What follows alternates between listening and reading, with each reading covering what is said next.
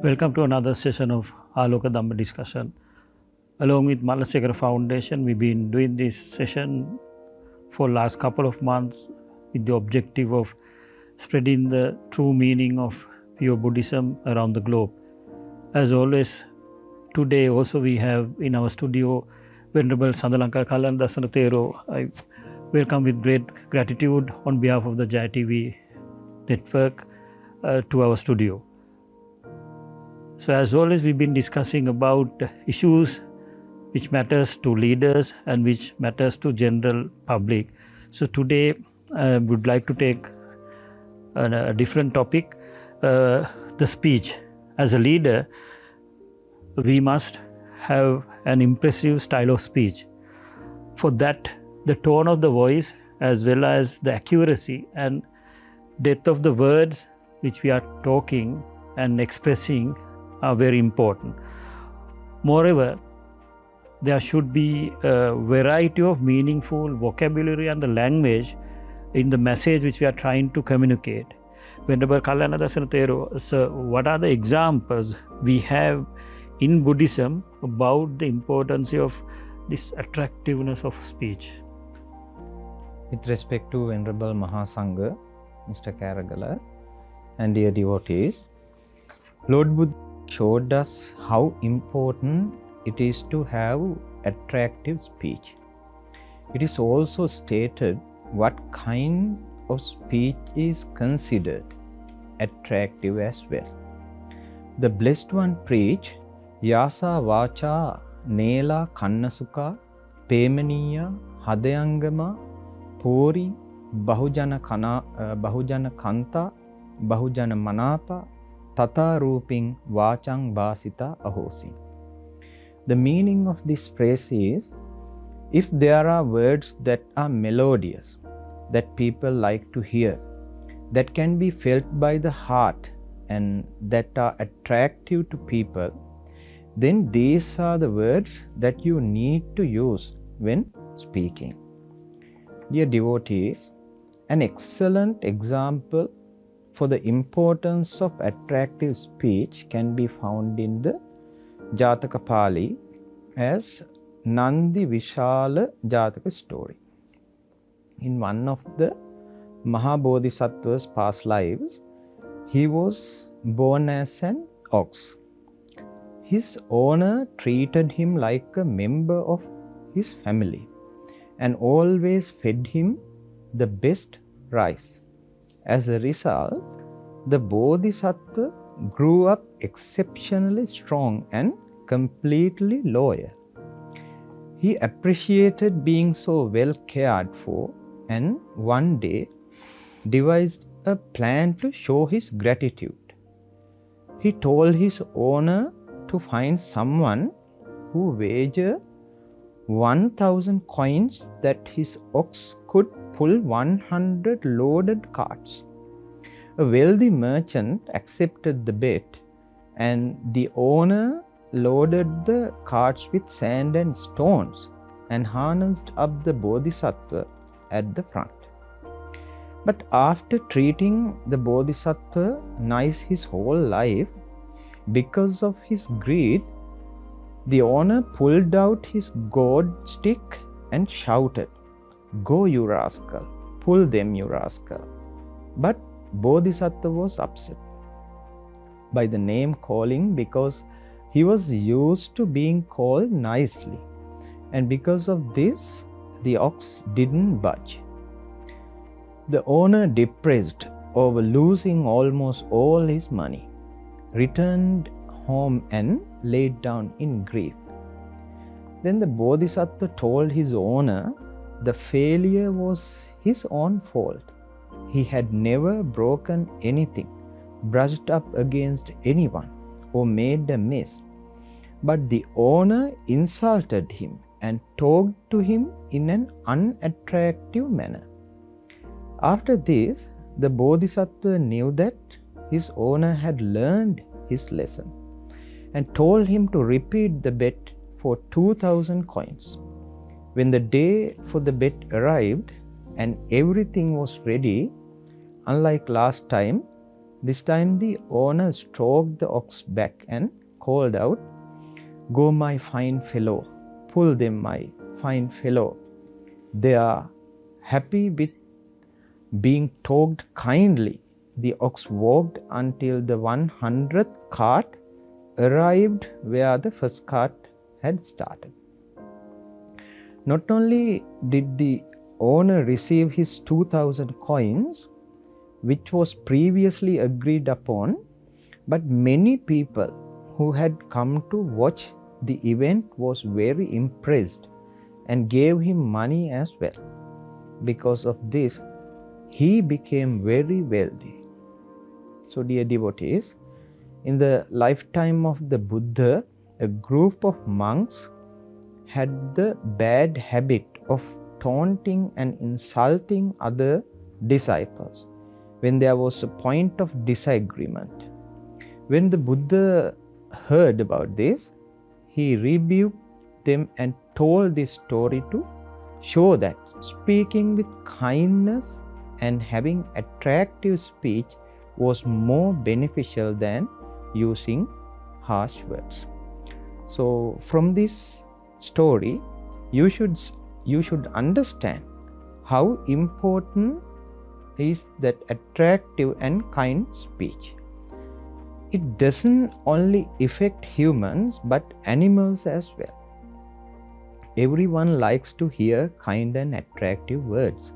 Sometimes, instead of shouting and forcing others to do something, talking to them kindly will solve your problems. Especially in a working environment, when everyone uses kind and attractive words, the workplace will become peaceful and harmonious, which means that everyone can work without distractions. And because of this, you and your business will become successful. Dear devotees, not only for your mundane life, but also for your spiritual life, having kind and attractive speech is important. Because when we only say good things, we generate merits and we prevent demerits from occurring. This will make it easy for us to meditate and eventually achieve Nibbana. So Venerable Kalandasana Thero explained about the benefit and the advantages of talking to somebody in a nice language. I would like to add a quote which is one of my favorite quote by great Nelson Mandela. I quote, he said once, if you talk to somebody in a language he understands, it goes to his head. But if you talk to somebody in his language, it goes to his heart. So, he unquote. So start talking to your team in their own language. Attractive speech as a leader would create a pleasant environment around you. When you create such an environment, your team will be willing to come and talk to you, and they'll be open to talk their matters, and they'll come and probably give you suggestions to improve your team and the organization. When you create such an environment around you, you will end up creating a happy environment and a team. So making an happy environment and a team will not be possible if you don't have an attractive speech and kind words. So I'll go into a different topic. As a leader, you should develop an exemplary character. Developing an exemplary character is not easy. Having a patience is one of the key ingredients in doing that. The issues that a leader is facing are limitless. The people as a leader you associate with are different. The challenges which you will face as a leader are immeasurable. So when you react to those variables and factors, you should take adequate time. To do that, you need to have a good patience. Venerable Sir, how can we improve our patience, which will help us to improve our character by following Buddhist teaching? Mr. Karagala, whether it is to develop your day-to-day life or spiritual life, patience is one of the most important qualities that everyone needs. Without this quality, your path to success will be very harsh and difficult. Before I explain how to improve our patience, let me tell you how, according to Buddhism, a person with patience needs to behave or try to behave in a different way. So, dear devotees, in the Anguttara Nikaya, Sotara Sutta, Lord Buddha has explained this very skillfully. So, Lord Buddha has preached, Ida bhikkave ranyo nago sotacha hoti, hantacha rakkitacha kantacha gantacha. Because a king's elephant needs to possess 5 factors for it to be worthy of a king or accessory of a king. What are these 5 qualities? The first one is Nago sotacha hoti. To be worthy of a king, an elephant needs to be a good listener or someone who obeys orders without fail. The next one is Nago hantacha hoti.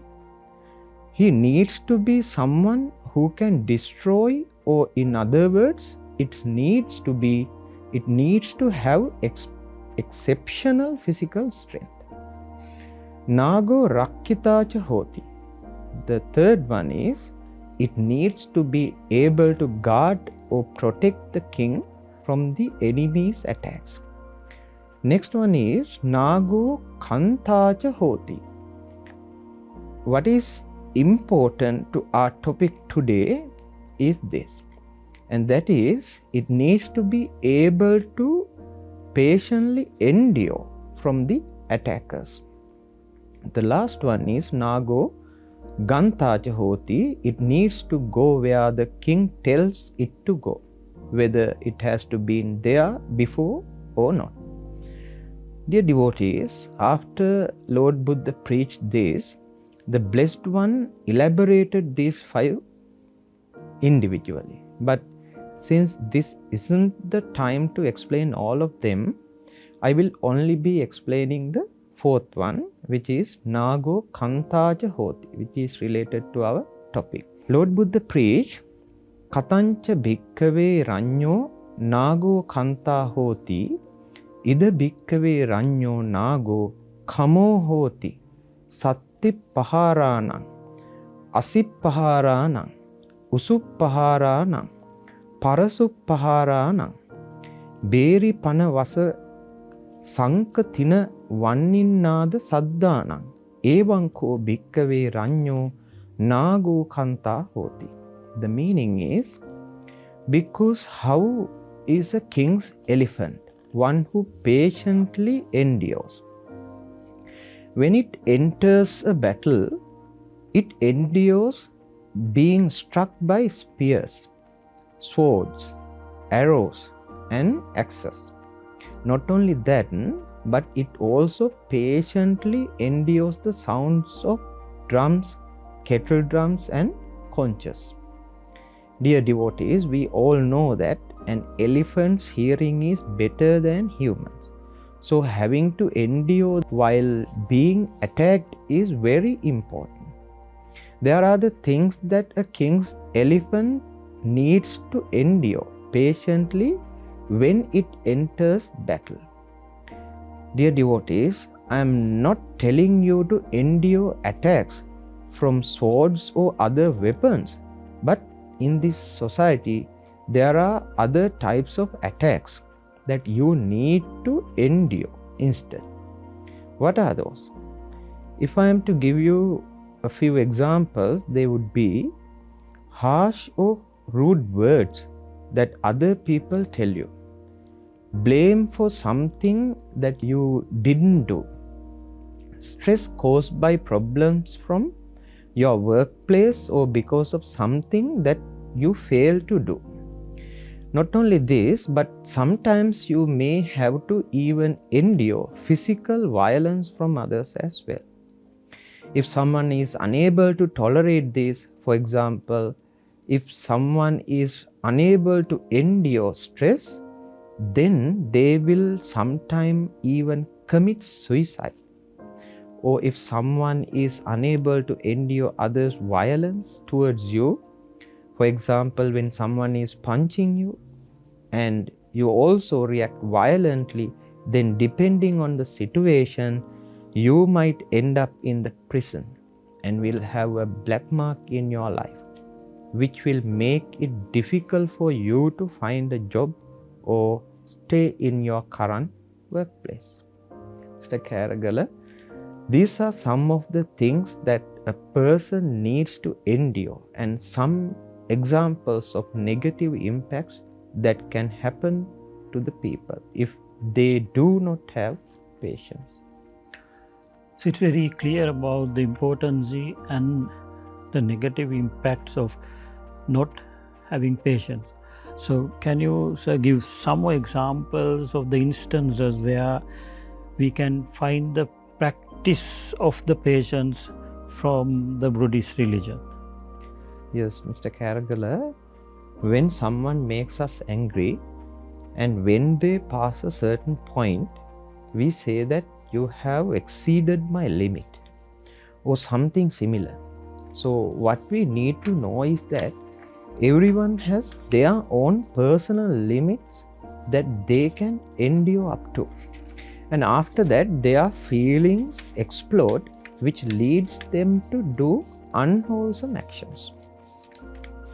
Now, dear devotees, let me ask you two questions. The first one is, how do we increase the limit of our patience?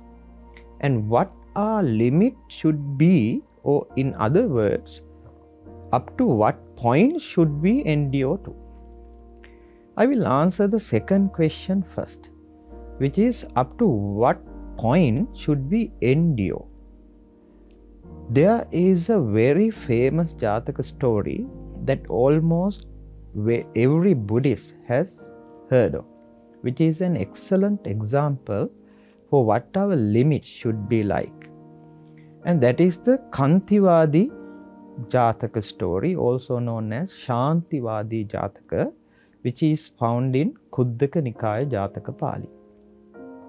Dear devotees, while the Blessed One was dwelling at Jetavana, due to a certain incident, the Lord Buddha asked a disciple, "Why are you showing anger when you were being shown your mistakes?"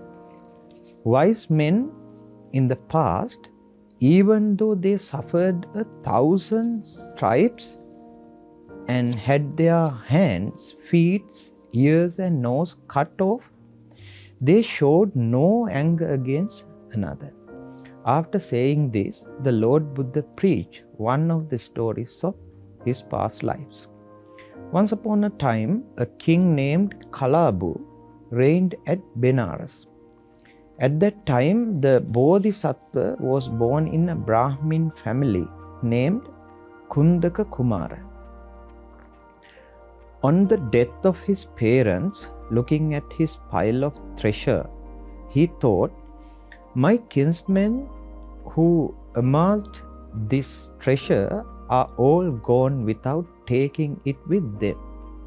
Now it is for me to own it and in my turn to depart." Then he carefully selected people who deserved it and gave all his wealth to them. And after that, he entered the Himalaya and became an ascetic. There he dwelt a long time, living on wild fruits. One day, he descended the mountain to find salt and minerals. He gradually made his way to Benares. The next day, he went for alms, Pindapata, till he came to the door of the commander-in-chief, and he, being pleased with the ascetic, brought him into the house and gave the food prepared for himself, the commander. And having gained the ascetic's consent, the commander got him to take up his abode in the royal park. Dear devotees, one day King Kalabu, having taken strong drinks, came into the park surrounded by a company of dancers. Then after a while he fell asleep on one of the dancers' lap. Then one woman said, "The king has gone to sleep. What need is there for us here?" Then they set out from the garden. At this moment, the Bodhisattva was seated in this garden at the root of a sala tree. The women who were wandering about came upon him and sat down. After sitting down, they said to the ascetic, "Sir, please tell us something valuable." So the Bodhisattva preached the doctrine to them. Meanwhile, the dancer who had to stay behind out of jealousy woke up the king with the movement of her body. And the king, on waking up and not seeing the woman, asked, "Where have the others gone?" Then she replied, "Your Highness, they are over there sitting next to an ascetic." Enraged king, grabbing his sword, went off in haste, saying, "I will teach this false ascetic a lesson." The other woman saw the king coming in a rage and rushed towards him and tried to comfort the king. But he came and stood by the Bodhisattva and asked, "What doctrine are you preaching, monk?" "The doctrine of patience, Your Majesty," the ascetic replied. "What is this patience?" asked the king. "Not being angry when others abuse you and strike you and insult you." "I will see now the reality of your patience." After saying this, the king summoned his executioner and told him, "Take and drag off this wild rogue ascetic and give him 2,000 stripes with your lash of thorns."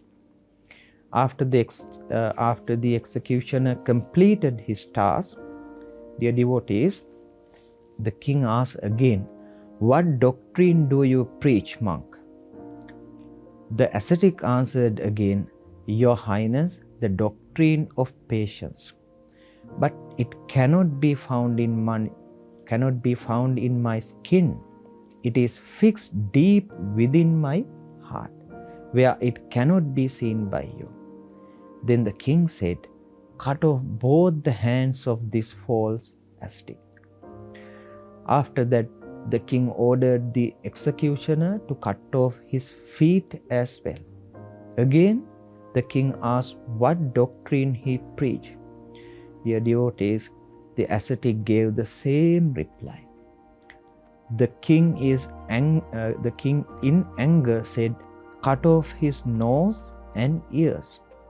The executioner did so. Again, the king asked of his doctrine, and the ascetic said, "Sire, my patience is deep seated within my heart." Then, not being able to control his anger, king kicked the Bodhisattva in the chest and left. Dear devotees, when the king had left, the commander-in-chief came and wiped off the blood and bandaged the body of the Bodhisattva. Then, having gently placed him on a seat, he worshipped him and sat on one side. There he said, "Reverend Sir, if you angry with someone, be angry with the king, but please don't be angry with others." Then the Bodhisattva said in his final breath, "May the king live a long life. May he be well and happy." and the Bodhisattva died on that same day. And just as the king was leaving the garden, it is given in doctrine, the earth opened up and a flame seized the king and dragged him to the most brutal hell of Avicii. At the end of the story, the angry disciple attained fruition of the second path, Sakardagami, while many others attained the fruition of first path, stream enterer. Dear devotees, now we know to what level we need to develop our patience to. The answer to the second question can be found in this story as well. If we look at this story carefully, we can see that the Bodhisattva had developed loving kindness, so-called Maitri. So to develop patience, we need to practice having Maitri towards others. So I finally invite all of you to develop your Maitri method so that you too can endure and overcome all your day-to-day problems, which will help you to develop your spiritual life as well. So this story shows that if we react impatiently without analyzing and understanding the situation we are facing, we will always make a wrong decision, which will have a negative impact to us and to the people around us and to the society. So we just discussed about the importance of the patience, and when you develop the patience, we definitely will be able to develop the skill of non-hatred. That is another part of this story telling us. We need to understand that the anger can never be overcome by anger. It can be only won through the friendliness. If you are trying to only think about what others have done to you and to react to what others have done to you, you will always react with hatred. Venerable Kalana Deshana Thero, sir, how can we improve the quality of non-hatred by following Buddhist philosophy? Mr. Karagala, no matter how old we are, unless we develop our mind, there will always be people who we hate, because it is very hard to be kind to everyone in this world. And this hatred leads to many unfortunate incidents. For example, hatred even kill others, destroy their property. They try to cause the person they hate pain, no matter what they must do. There are some who hate others because their friends or family hate them. Even though they don't have anything to them, they show hatred towards them because of the influence of others. Now, dear devotees, what can we do to get rid of this never-ending hatred? In the Majjhima Nikaya, Kakachupama Sutta, there is a story which gives us an example for this. Dear devotees, at one time, Lord Buddha was staying near Savatthi in Jetha's group, the Anathapindika's monastery. At that time, Venerable Molliya Pagguna Thero was spending his time too long mixing closely with the nuns. Because of that, if any disciple criticized those nuns in his presence, Pagguna Thero would become angry and upset. And if any disciples criticized Pagguna Thero in the presence of the nuns, then they too would become angry and upset. That's how close Pagguna Thero was with those nuns. Once Lord Buddha got to know about this, the Blessed One summoned Molliya Pagguna Thero and asked about it. The Thero accepted it. If someone strikes those nuns with fists, stones, rods, and swords in your presence, you should not become angry. Dear devotees, This does not mean that one should not defend people against violence. But even in such circumstances, you should not become angry. Even if someone strikes you with fists, stones, rods, and swords, you should try to not become angry no matter what. Even in such a situation, you should think and train your mind as before. Dear devotees, what we understand from this is that no matter what other people do to you or someone close to you, being angry with them, hating them, and reacting with violence will never solve your problem. If you become angry, it will not only affect your current life, but it will also extend your cycle of rebirth, samsara, as well. What I am saying is you should help others or protect others from harm, but do not become angry and generate defilements. Instead, you should show the people who are trying to make you angry kindness and compassion, because no one hurts others for no reason. Mr. Karagala, finally, I would like to say, if someone lives without anger or hatred in their lives, then they will live a peaceful and happy life and will become successful in both their day-to-day life and spiritual life as well. So the reaction without a proper analysis or an understanding about the situation or what has happened is the main reason for creation of hatred within ourselves. So it is important to first take a step back and understand, then analyze the environment around you before making a judgment. So this brings to end of another productive session of Aloka Dhamma discussion, and as always, with gratitude, I thank Venerable Sandalanka Kalandasana Thero for being here with us today and sharing the noble knowledge with all of us. Thank you very much to all of you for joining us, and have a very good night and Therwan Saranai.